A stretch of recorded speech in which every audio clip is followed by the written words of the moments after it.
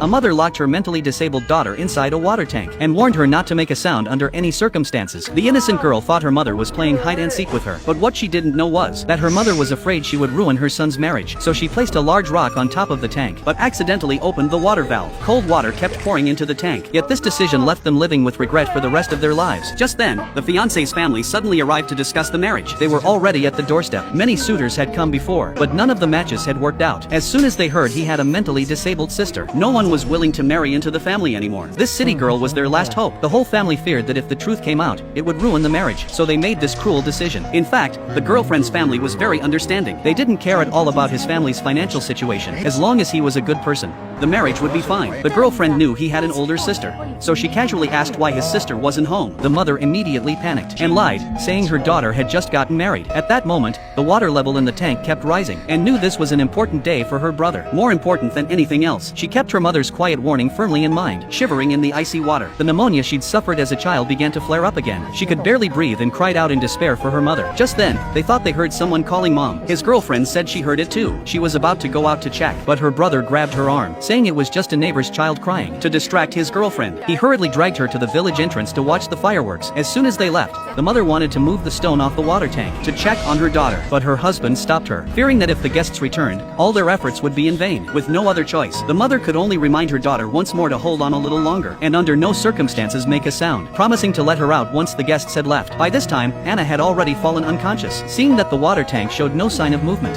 the mother assumed her daughter had fallen asleep. To be absolutely certain, and worried that her daughter might wake up and cause trouble, she reinforced the barrier by placing 2 more heavy stones on top of the tank. She didn't know how much time had passed when the sound of fireworks startled the unconscious girl awake. She remembered that every year at this time, the whole family would happily watch the fireworks together, but a familiar voice pulled her back to reality. Her younger brother said, "I'm sorry." He didn't want his sister to suffer either. He asked her to hold on a little longer. He would rescue her as soon as the guests left. "You've always been the guardian of this family," he said. "You protected me. Now it's my turn to protect my brother." As long as her brother didn't end up single, she didn't care what happened to her. Her brother took out a cell phone and handed it to his sister. He told her that if she needed help, she should press the emergency button, and he'd receive the call immediately. Just then, his girlfriend suddenly returned early, scaring him half to death. Her hands were covered in dirt from outside, so she needed to wash them with clean water. As she reached for the water tank, her brother stopped her, saying the water was too cold, so he took her inside to wash her hands with warm water. Finally, when the guests were ready to leave, her parents rushed to rescue their daughter, but the girl's father invited them. "Tomorrow is New Year's Eve. Come over for dinner tomorrow night." But the brother was worried about his sister,